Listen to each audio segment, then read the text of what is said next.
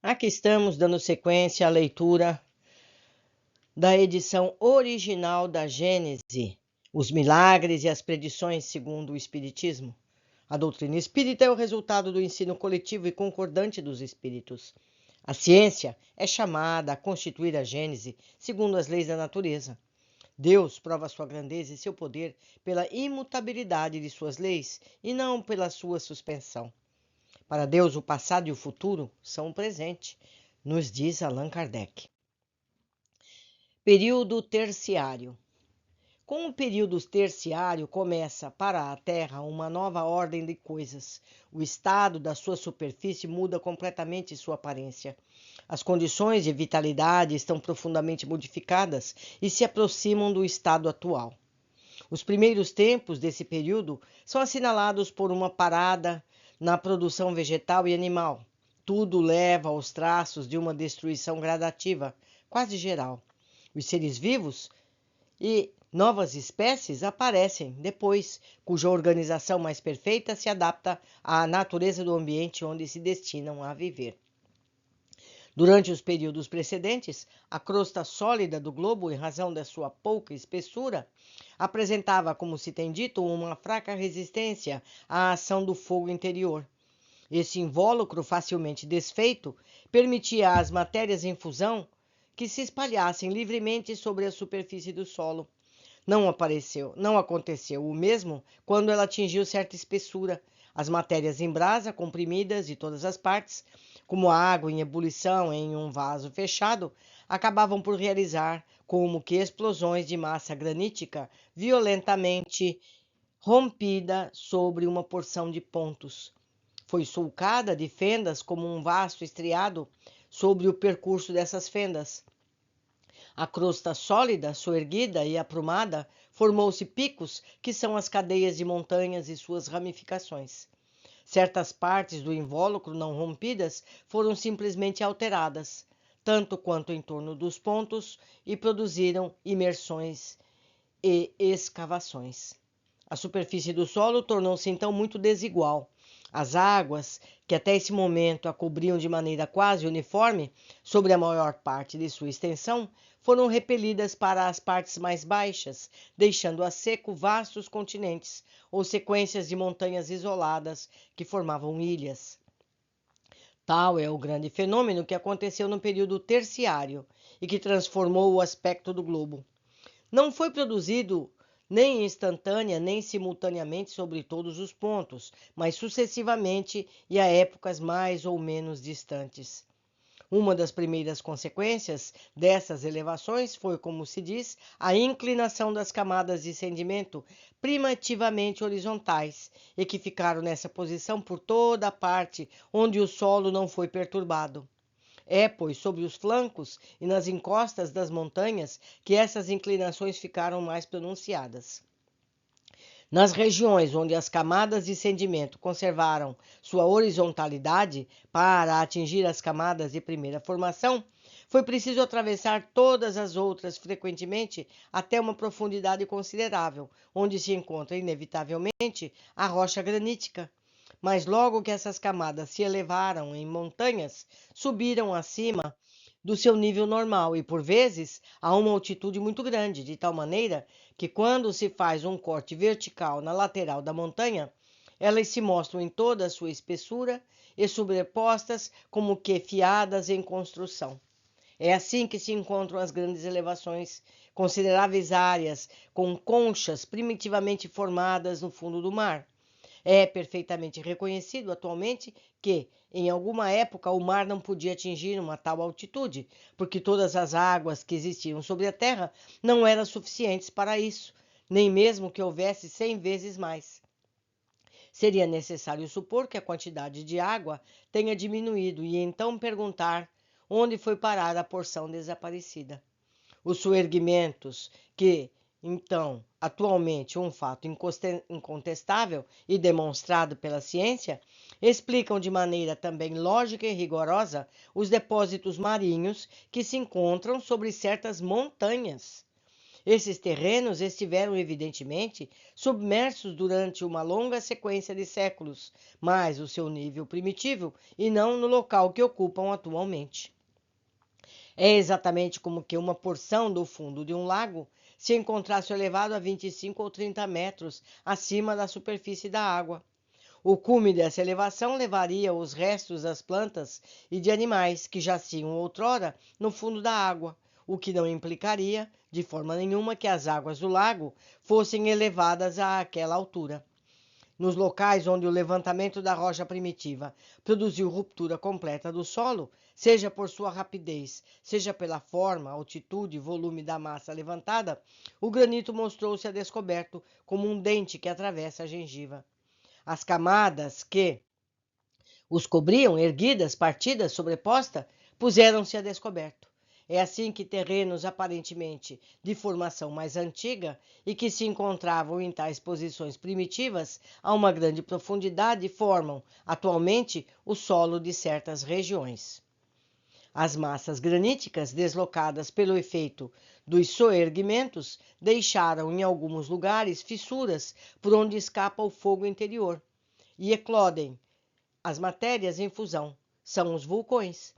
Os vulcões são como chaminés dessa imensa fornalha, ou melhor, são válvulas de segurança que, dando vazão ao demasiado volume das matérias ígneas, preservam nosso globo de comoções muito mais terríveis. Podemos dizer que o número de vulcões em atividade é um fator de segurança para o conjunto da superfície do solo. Pode-se fazer uma ideia da intensidade desse fogo, supondo-se que os vulcões se abrem até o meio do mar e que a massa de água que os recobre e neles penetra não é suficiente para extingui-los. Vejam só, prestem atenção. É muito fogo. Os soerguimentos operados na massa sólida necessariamente desalojaram as águas que refluíram nas partes escavadas, tornadas mais profundas pela elevação dos terrenos emersos e pelas depressões. Mas estes mesmos terrenos baixos, elevados por sua vez, ora num local, ora em outro, expulsaram as águas que refluíram nas partes escavadas, e assim por diante, até que pudessem se acomodar num leito mais estável. Os deslocamentos sucessivos dessa massa líquida forçosamente elaboraram e açoitaram a superfície do solo. As águas, escoando, arrastaram parte dos terrenos de formações anteriores. Postos a descoberto pelo soerguimento, desnudaram algumas montanhas que eram recobertas e foram postas à mostra sua base granítica ou calcária. Profundos vales foram escavados e outros aterrados. Há montanhas formadas diretamente pela ação do fogo central. São principalmente as montanhas graníticas. Outras ocorrem devido à ação das águas, que arrastando as terras móveis e as matérias solúveis, cavaram várzeas em volta de uma base resistente, calcária ou de natureza diversa. As matérias arrastadas pela corrente das águas formaram as camadas do período terciário, que se distingue das precedentes por sua disposição e não pela sua composição, que é quase semelhante. As camadas dos períodos primário de transição e secundário, formadas sobre uma superfície pouco acidentada, são mais ou menos uniformes por toda a Terra. As do período terciário, ao contrário, formadas sobre uma base bastante distinta e pelo arrebatamento das águas, apresentam um caráter mais local. Por toda parte, cavando-se a certa profundidade, encontram-se todas as camadas anteriores na ordem de sua formação, ao passo que não se encontra por toda parte o terreno terciário nem todas as camadas dele. Durante a agitação do solo, que teve lugar na apresentação desse período, concebe-se que a vida orgânica teve de ficar estacionária no que reconhece pela inspeção dos terrenos privados de fósseis. Mas, desde que veio um estado mais calmo, os vegetais e os animais ressurgiram. As condições de vitalidade estando mudadas, a atmosfera mais deturpada, viu-se formar novas espécies de uma organização mais perfeita. As plantas, que em relação à sua estrutura, diferem pouco das dos nossos dias. Durante os 2 períodos precedentes, os terrenos não cobertos pelas águas ofereciam pouca extensão. Eram mais pantanosos, frequentemente submersos. Esse é o motivo pelo qual não haviam animais aquáticos ou anfíbios. O período terciário, no qual se formaram vastos continentes, é caracterizado pela aparição dos animais terrestres. Do mesmo modo que o período de transição viu nascer uma vegetação colossal e o período secundário, répteis monstruosos. Este viu se produzirem mamíferos gigantescos, tais como o elefante, o rinoceronte, hipopótamo, paleotério, megatério, dinatério, o mastodonte, o mamute e outros. Viu nascer igualmente os pássaros, assim como a maior parte das espécies que vivem ainda em nossos dias. Algumas espécies dessa época sobreviveram aos cataclismos posteriores. Por outro lado, aquelas que designamos pela qualificação genérica de animais antediluvianos estão completamente desaparecidas ou foram substituídas por espécies análogas, de formas menos grosseiras e menos compactas, dos quais os primeiros tipos foram como os esboços. Tais são o Felis spolea, animal carnívoro, do volume de um touro, tendo os caracteres anatômicos do tigre e do leão. Os cervos megaceron, variedade do cervo, do qual as galhadas de 3 a 4 metros de comprimento tinham espaço de 3 a 4 metros entre as suas extremidades. Que gigantesco, meus amigos! Tem-se por longo tempo acreditado que o macaco e as diversas variedades de quadrumanos, animais que se aproximavam ao máximo do homem pela conformação, não existiam ainda. Mas descobertas recentes parecem não deixar dúvidas sobre a presença desses animais, pelo menos ao fim do período.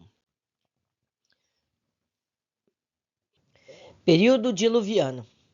Esse período está marcado por um dos maiores cataclismos que perturbaram o globo, mudando ainda o aspecto da superfície, destruindo sem retorno uma multidão de espécies vivas, das quais não se encontram senão vestígios. Por toda parte deixou seus traços que atestaram sua generalidade. As águas violentamente lançadas do seu leito invadiram os continentes, arrastando com elas as terras e as rochas, desnudando as montanhas, devastando as florestas seculares. Os novos depósitos que elas formaram são designados em geologia como terrenos diluvianos. Um dos traços mais significativos desse grande desastre são as rochas, chamadas de blocos erráticos. Chamam-se assim rochas de granito que se encontram isoladas nas planícies, repousando sobre terrenos terciários e no meio de terrenos diluvianos, por vezes várias centenas de léguas das montanhas, das quais foram arrancadas. É evidente que elas não foram transportadas para tão grandes distâncias, senão pela violência das correntes. Temos aqui uma nota.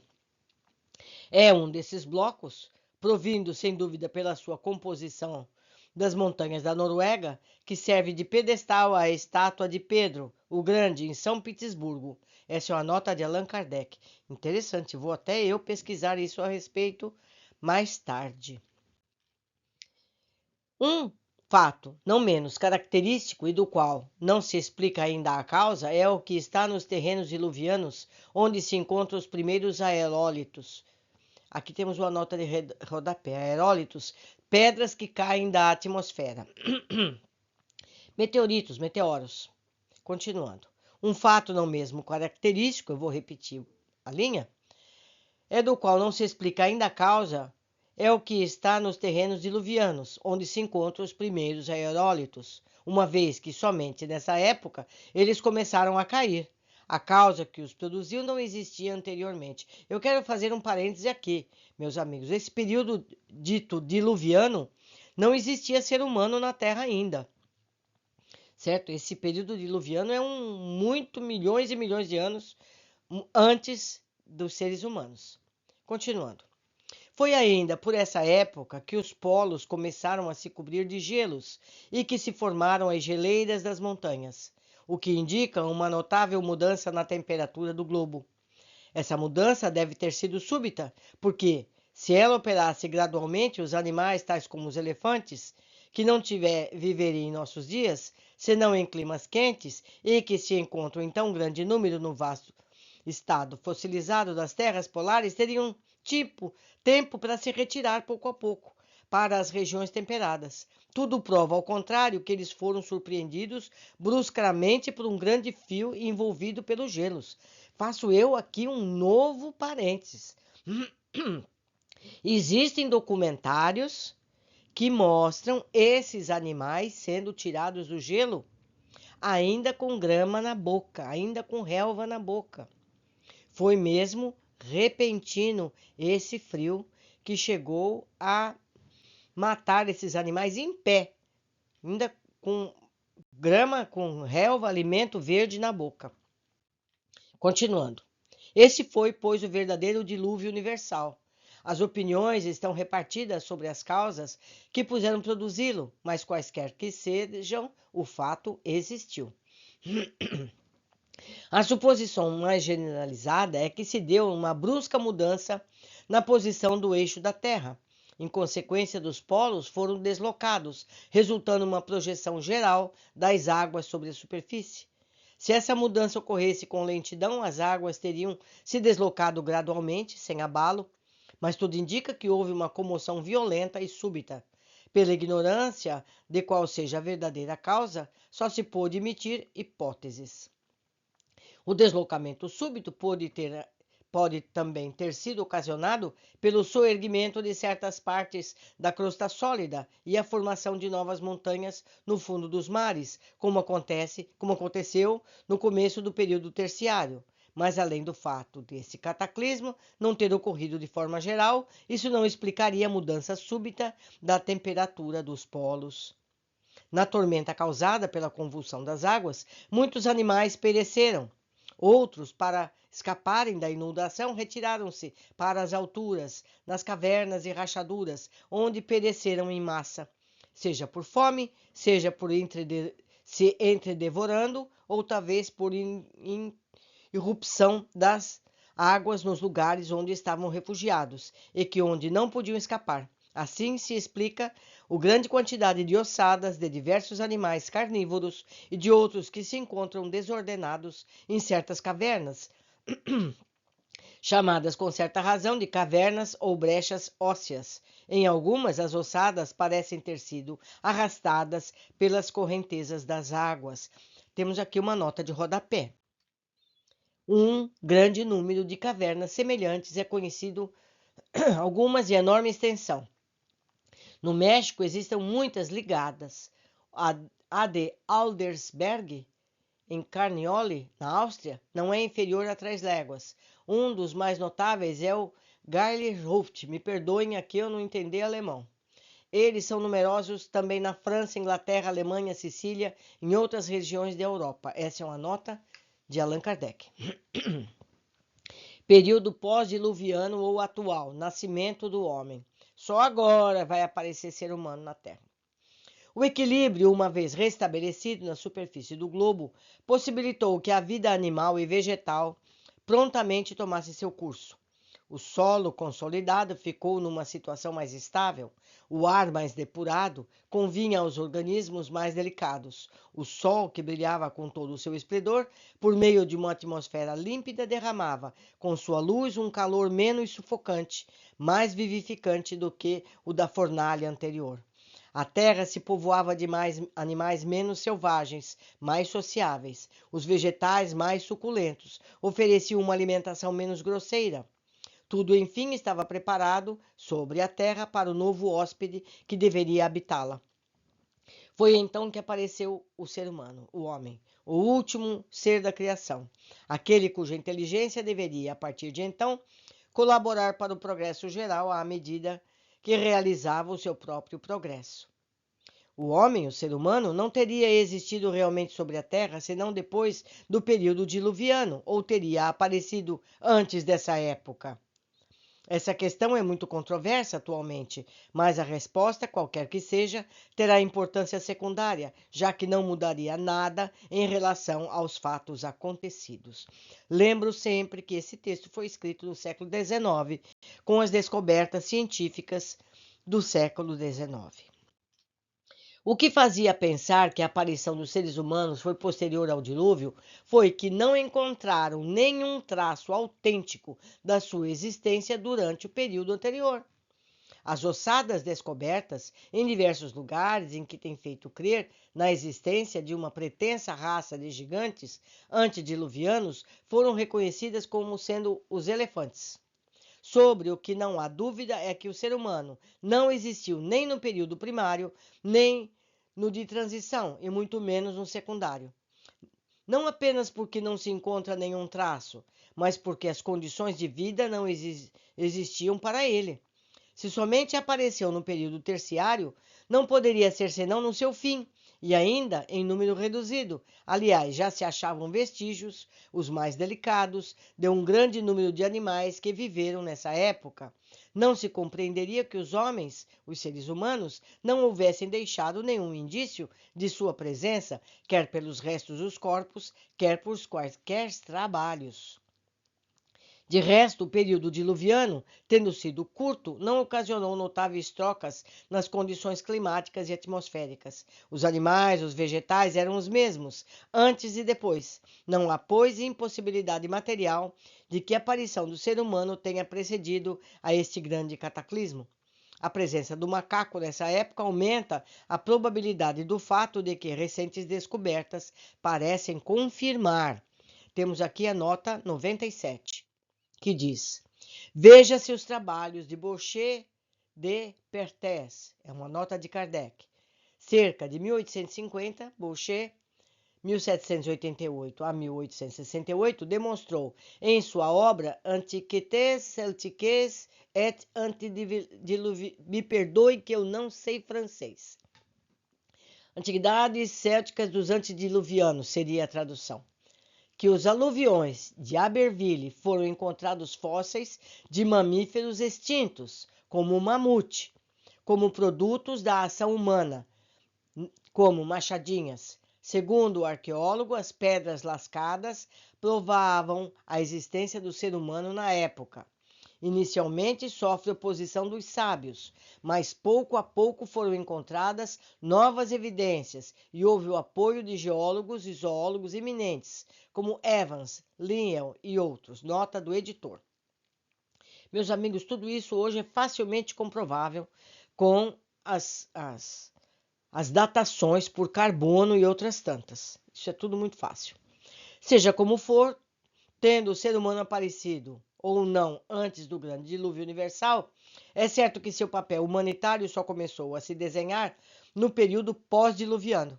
Pode-se, pois, considerá-lo como caracterizá-lo por sua presença. Concluímos mais um capítulo, onde traz muita coisa que nós podemos pesquisar da ciência atual com facilidade. A internet nos traz esse conteúdo com facilidade, porque todas as bibliotecas podem ser atualmente consultadas. Ficamos hoje por aqui, eu aguardo todos vocês na sequência do nosso estudo. Abraços!